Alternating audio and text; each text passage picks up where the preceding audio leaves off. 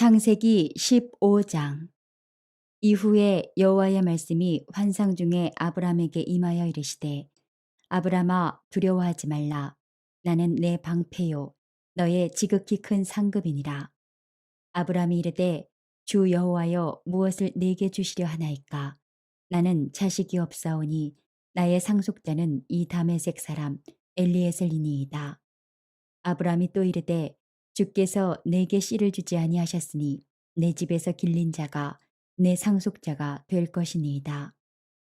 여호와의 말씀이 그에게 임하여 이르시되 그 사람이 내 상속자가 아니라 내 몸에서 날 자가 내 상속자가 되리라 하시고 그를 이끌고 밖으로 나가 이르시되 하늘을 우러러 무뼈를 셀 수 있나 보라.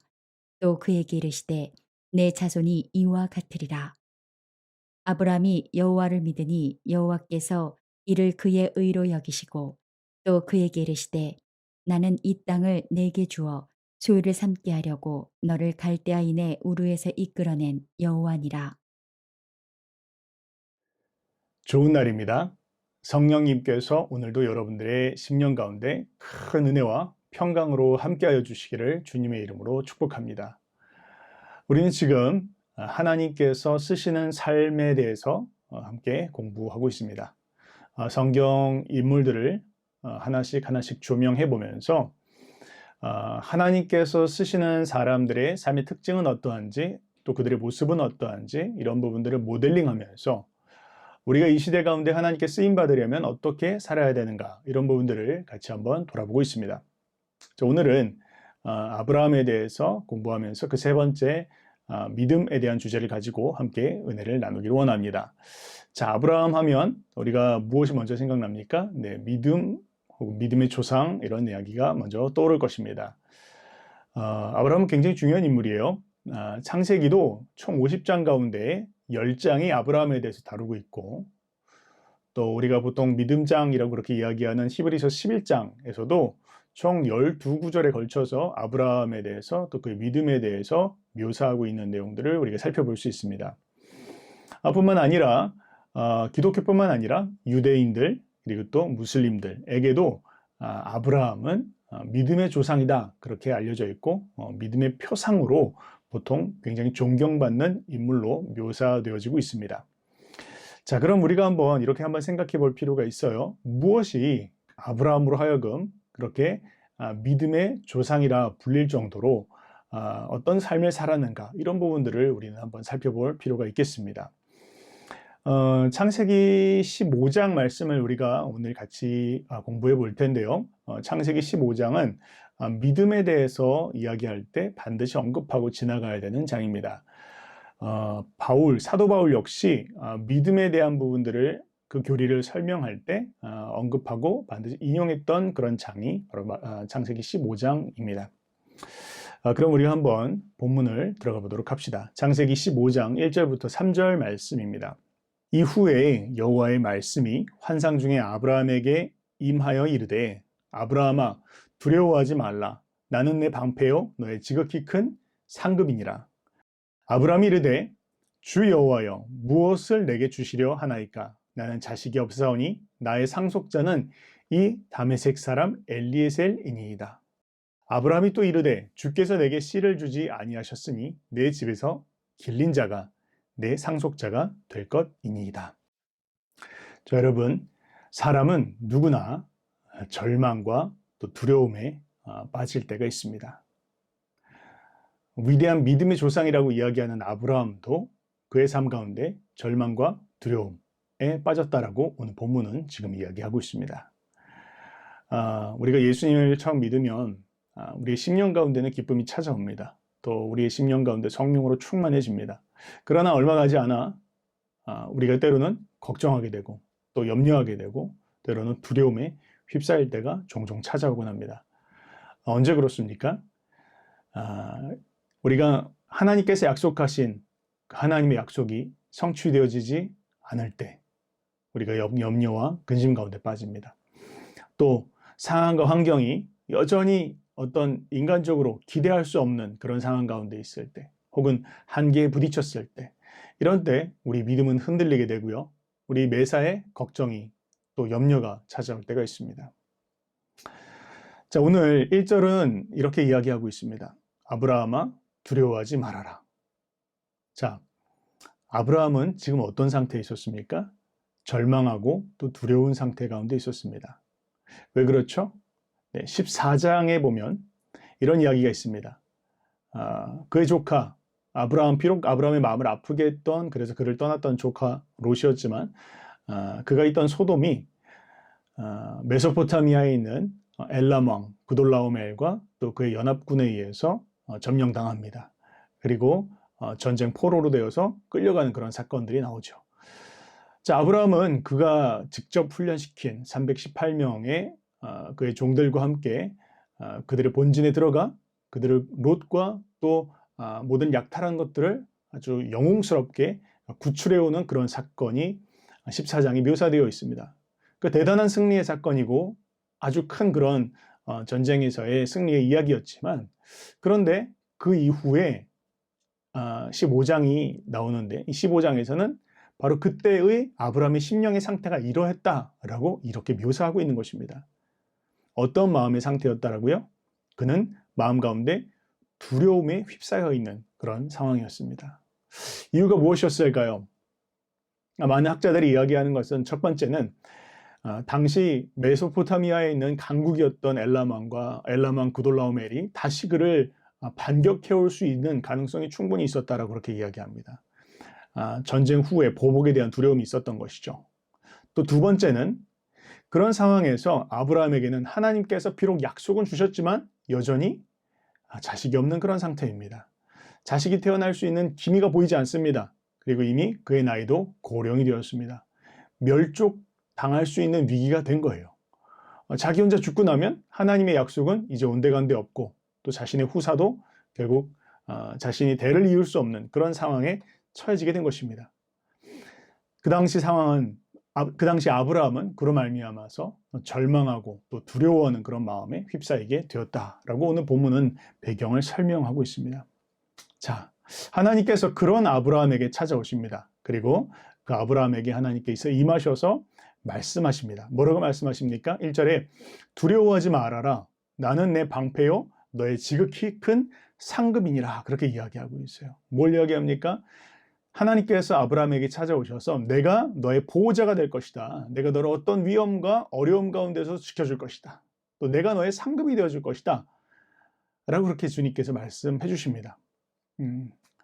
자, 그런데요.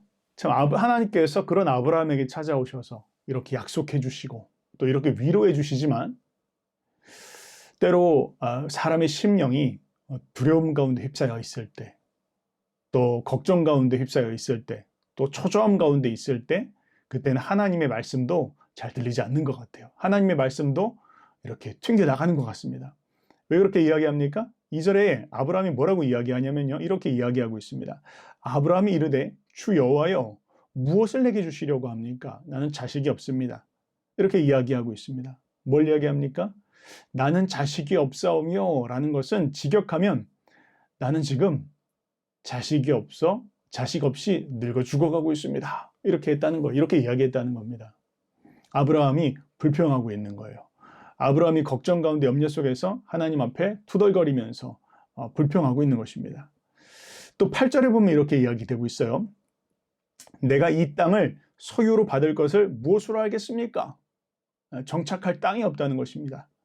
다른 말로 이야기하면 하나님 분명히 약속하셨지만 저한테 아직도 자식을 안 주셨습니다.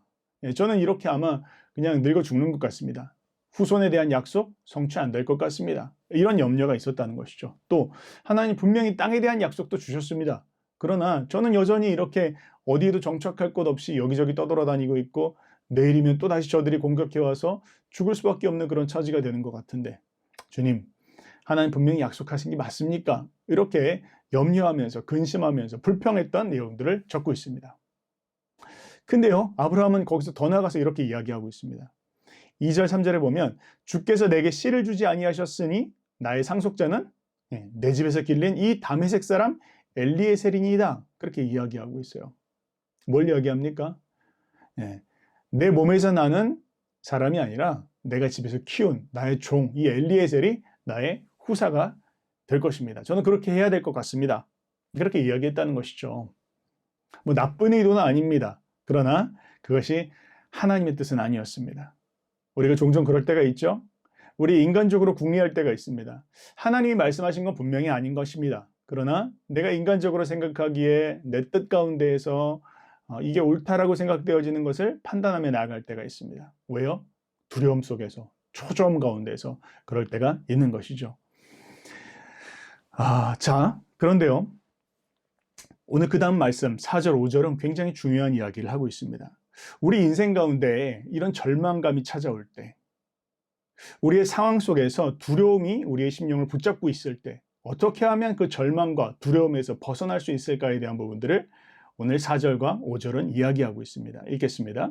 여호와의 말씀이 그에게 임하여 이르시되 그 사람이 내 상속자가 아니라 내 몸에서 날 자가 내 상속자가 되리라 하시고 그를 이끌고 밖으로 나가 이르시되 하늘을 우러러 무별을 셀 수 있나 보라. 또 그에게 이르시되 내 자손이 이와 같으리라. 그렇게 이야기하고 있습니다. 자, 무엇을 이야기합니까? 아브라함은 두려움 가운데 또 염려함 가운데에서 걱정 속에서 초조함 가운데에서 하나님께 불평하듯 이야기하며 인간적인 계획들을 토로하였습니다. 자, 근데요, 그런 아브라함에게 하나님께서 찾아오셔서 아브라함아, 내가 너에게 돈을 주겠다. 혹은 아브라함아, 내가 너를 도와주는 사람을 붙여주겠다 하고 하지 않으시고 아브라함에게 무엇을 하고 계십니까? 그에게 꿈과 비전을 보여주십니다. 여러분, 이거 굉장히 중요한 내용들이라고 저는 생각합니다. 우리가 걱정 속에서 염려 가운데에서 두려움 가운데에서 빠져 있을 때 거기서 벗어날 수 있는 비결은 무엇인가? 그것은 누가 나에게 도움을 주어서가 아닙니다. 누가 나에게 돈을 준다고 해서 내가 일어날 수 있는 것이 아닙니다. 하나님께서 그런 상황 가운데 하나님은 우리 가운데 꿈을 주시고 비전을 주시는 것입니다. 우리가 하나님의 꿈과 하나님의 비전을 붙잡기 시작할 때 그것을 찾고 그것을 바라보고 그것을 붙잡기 시작할 때 비로소 마음으로부터 일어날 수 있게 되어지는 것입니다.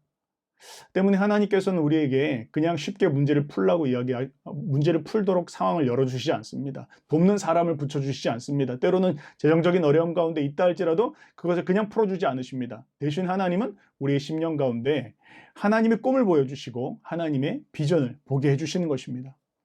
여러분, 사람이 망하는 이유는 무엇입니까? 사람이 망하는 이유도 마찬가지입니다. 돈이 없어서가 아니라 혹은 어떤 그런 조건이 되어져서가 아니라 결국 사람이 망하는 이유는 비전이 없기 때문에 망하는 것입니다. 어디로 가야 될지 모르고 무엇을 해야 될지 모르고 내 인생의 큰 계획과 방향을 발견하지 못할 때 하나님의 뜻과 계획이 무엇인지를 깨닫지 못할 때 사람은 계속해서 방황하게 되고 두려움 속에서 절망 가운데서 벗어나지 못하게 되는 것입니다. 때문에 우리는요, 하나님께 구해야 될 것입니다. 하나님, 내 인생을 향한 하나님의 뜻과 계획이 있습니다. 여러분 믿으십니까? 우리 각자의 인생을 향한 하나님의 뜻과 계획이 있습니다. 내 인생을 향한 하나님의 꿈과 비전이 있습니다. 물어봐야 됩니다. 하나님께 있다는 것을 확신하고 묻고 구하고 그것을 찾고 발견하고 그것을 바라보아야 합니다. 그때 비로소 두려움 속에서 이길 수 있는 거예요. 그때 비로소 절망을 꺾어낼 수 있는 것입니다. 이런 거 기억하시기 바랍니다. 그런데 하나 더 나가 봅시다. 6절과 7절은 지금 이렇게 이야기하고 있습니다. 아브라함이 여호와를 믿으니 여호와께서 이를 그의 의로 여기시고 또 그에게 이르시되 나는 이 땅을 내게 주어 소유를 삼게 하려고 너를 갈대아인의 우르에서 이끌어낸 여호와니라. 그렇게 이야기하고 있습니다. 자, 본문은 뭘 이야기하고 있습니까? 우리에게 하나님의 믿음을 가지라. 그렇게 이야기하고 있습니다. 믿음을 가지라. 상황을 다시 한번 생각해 봅시다. 만약 하나님께서 이렇게 말씀하십니다. 그 사람이 아니라 내 몸에서 날 자가 내 상속자가 될 것이다. 혹은 하늘을 바라보라. 저 하늘에 수많은 별처럼 많은 자손들이 생길 것이다. 자, 그렇게 하나님께서 말씀하셨을 때 여러분 어떻게 할 것 같습니까? 할렐루야, 하나님, 네, 그렇게 될 것입니다. 그렇게 이야기할 것 같습니까? 아니요. 대부분은요, 하나님, 내 나이가 몇 살입니까? 내 아내의 나이는 몇 살입니까? 하나님, 농담하지 마세요. 그런 일이 일어나지 않을 겁니다. 보통은 사람들은 이렇게 반응합니다. 근데 여러분, 바로 이때 우리에게 필요한 것이 무엇입니까? 믿음이 필요합니다. 믿음이 필요해요.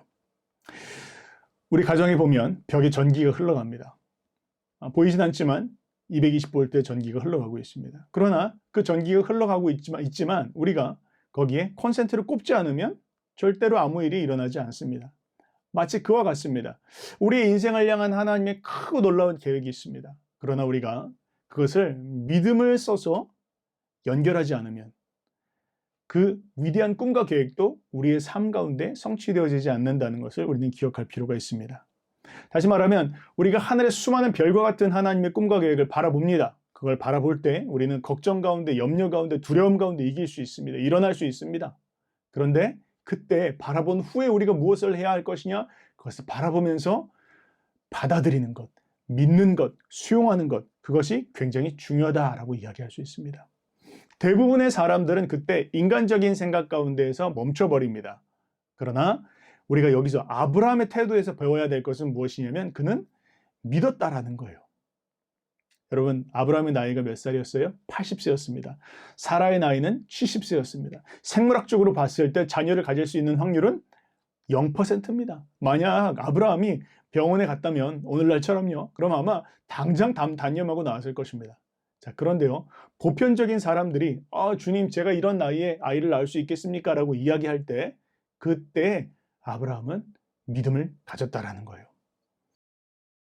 여러분, 믿음은 무엇입니까? 믿음은 하나님께서 하실 것이다라는 것을 온 영혼을 다해서 믿는 것입니다. 하나님이 하실 것이다라는 것을 온 영혼을 다해서 받아들이는 것입니다. 그렇게 받아들였을 때 하나님께서는 그 아브라함을 의로 정하셨다. 그렇게 이야기하고 있습니다. 의로 여기셨다. 무슨 말입니까? 받아주셨다라는 거예요. 의로 여겼다라는 것은 나랑 관계할 수 있는 나의 수준에 내가 받아들일 수 있는 그런 상태가 되었다라는 것을 이야기합니다. 자, 아브라함은 이전에 죄를 많이 지었습니다. 어땠어요? 심지어는 자기 아내 사레를 바로 애굽의 왕에게 팔아넘기는 그런 거짓말도 하고 안 좋은 일들을 많이 했습니다. 자, 그럼에도 불구하고 아브라함의 허물이 많지만 그 모든 과거의 허물도 다 덮을 정도로 그리고 하나님께서 그를 받으실 수 있는 그런 사람이 된 이유는 무엇이냐라고 이야기할 때 아브라함은 하나님을 믿었다라는 거예요. 자, 여러분, 믿음의 핵심은 무엇입니까? 믿음은 하나님의 인격 그리고 하나님의 능력을 믿는 것이에요. 하나님의 인격과 하나님의 능력을 믿는 것입니다. 대다수의 사람들은 하나님께서 말씀하셨을 때 자신의 인생 가운데에서 내가 할 수 있는 것 혹은 내가 가능한 것, 내가 계산할 수 있는 것, 내가 어떤 예상할 수 있는 것 안에서 믿습니다. 그리고 그 안에서 내가 행동합니다. 자, 근데 구체적으로 이야기하면, 정확하게 이야기하면 그건 믿음이 아닙니다. 왜요? 그건 내 힘으로 하는 것입니다. 그러니까 내 능력으로 하는 거예요. 그건 하나님을 믿는 게 아니고 정확하게는 나를 믿는 것이죠. 내 실력을 믿는 것이고 내 한계를 믿는 것입니다. 우리가 그것을 믿음이라고 이야기할 수 없습니다. 근데 주님은 무엇을 요구하십니까? 주님은 이렇게 이야기하십니다. 너를 믿지 말고 나를 믿어라. 이렇게 이야기하세요. 너를 믿지 말고 나를 믿어라. 주님은 우리에게 그렇게 말씀하고 계신 것입니다. 우리가 사람들과의 관계에서도 마찬가지죠. 아무리 좋은 것을 주고 싶습니다. 그러나 저 사람이 나의 인격을 믿지 않습니다. 저 사람이 내가 그것을 줄 수 있는 능력이 있다는 것을 받아들이지 않습니다. 그렇다면 내가 아무리 좋은 것을 주고 싶다 할지라도 줄 수 없는 것과 마찬가지인 것입니다. 그래서요, 믿음은요, 하나님의 인격 그리고 하나님의 능력을 온전히 신뢰하는 것을 말합니다.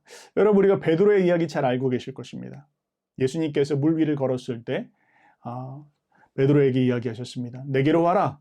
베드로가 주님께서 나에게 오라고 하신 그 말씀을 들었을 때, 그리고 주님의 그 인격과 주님의 그 능력을 신뢰하고 있을 때 베드로는 그 물 위를 걸을 수 있었어요. 그런데 사단이 베드로의 귀에 속삭입니다. 야, 베드로야, 네가 어떻게 지금 물 위를 걸어? 정신 차려. 너는 사람이야. 지금 파도가 치는 것을 봐. 바람이 부는 것을 봐. 저 밑에 바다가 얼마나 깊은 줄 알아? 라고 상황과 환경을 바라보기 시작할 때 베드로는 물에 빠질 수밖에 없었던 것이었습니다. 여러분, 우리가 하나님의 능력 그리고 하나님의 인격을 믿는 것, 그것을 우리는 믿음이라고 이야기하는 것입니다. 사단마귀는 끊임없이 우리 귀에 속삭입니다. 하나님의 인격에 대해서 의심을 낳게 만듭니다. 야, 하나님이 좋으신 하나님이라고? 그럴 수가 없어. 하나님은 너의 인격, 너의 인생을 잘못된 길로 인도하시고 있어. 넌 지금 잘못된 길로 가고 있잖아. 지금 환경을 봐. 지금 잘 되고 있는 거야?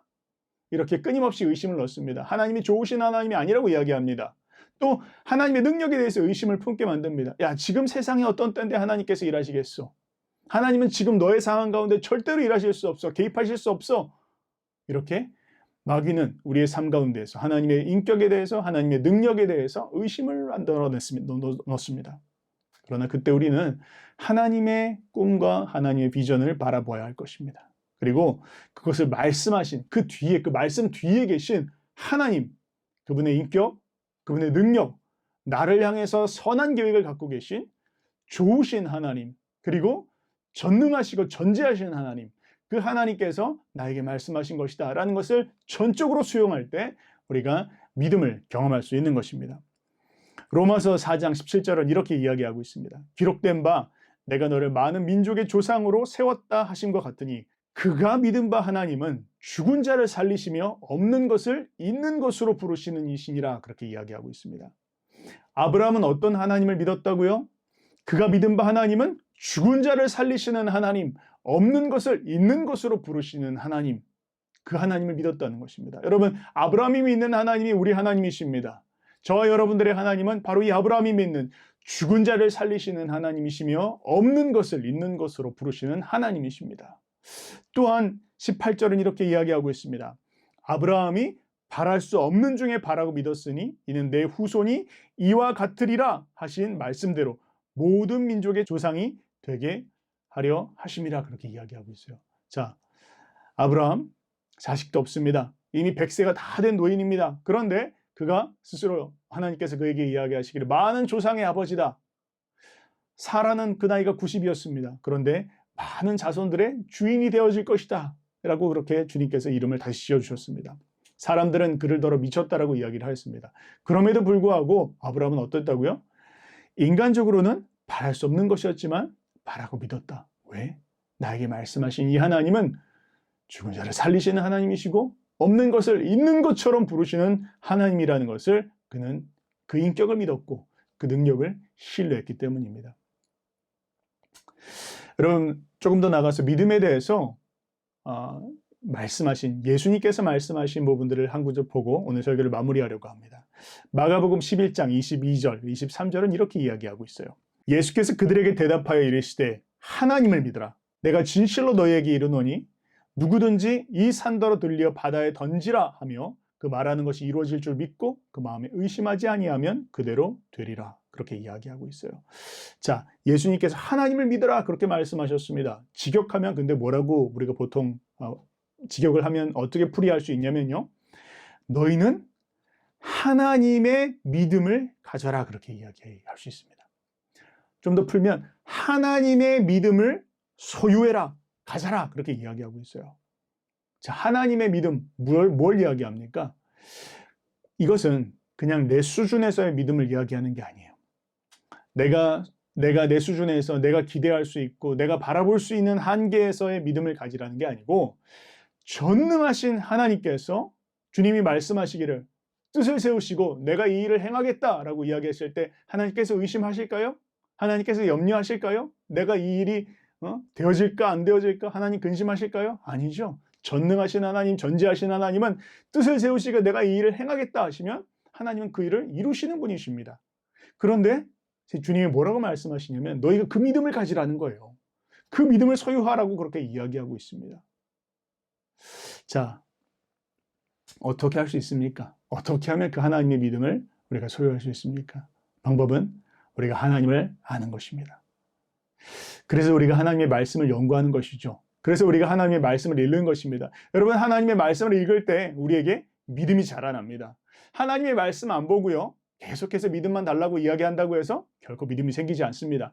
하나님의 말씀을 읽어야 합니다. 하나님의 말씀을 연구해야 합니다. 하나님을 알아야 합니다. 그래서 호세아가 이야기한 거잖아요. 알자, 하나님을 알자, 힘써 여호와를 알자 그렇게 이야기한 것입니다. 우리가 하나님을 아는 만큼 하나님의 말씀을 통해서 성경을 연구함을 통해서 하나님을 깨닫고 아는 만큼 그 하나님의 믿음이 우리의 심령 가운데 들어오게 되는 것입니다. 여러분, 믿음의 사람이 되기를 원하십니까? 하나님께 쓰임받는 사람이 되기를 원하십니까? 아브라함처럼 말이죠. 어떻게 하면 우리가 하나님께 쓰임받을 수 있을까요? 하나님의 말씀을 알아야 합니다. 하나님을 알아야 돼요. 하나님을 알고 하나님이 누구신지 알고 그 하나님의 인격을 알고 그분의 성품을 알고 그분의 능력을 깨달을 때 그것이 나에게 믿음이 되어지는 것입니다. 그분은 반드시 좋은 일을 행하시는 분이시고 반드시 하나님은 그 일을 이루실 수 있는 능력이 있으신 분이시고 지금 내가 나의 상황과 환경은 내가 어디로 가는지 무엇을 하는지 알지 못하지만 그러나 하나님은 신실하신 그리고 좋으신 하나님이시기에 반드시 선을 이루실 것이다. 반드시 그 하나님의 뜻을 성취하실 것이다. 주님, 오늘 내가 그것을 믿고 지금의 이 상황 가운데 있는 절망을 이기겠습니다. 지금의 이 상황 가운데 있는 두려움을 이기겠습니다. 그 믿음이 생겨날 수 있게 되는 것입니다. 그 믿음으로 승리하는 여러분들 되시기를 주님의 이름으로 축복합니다.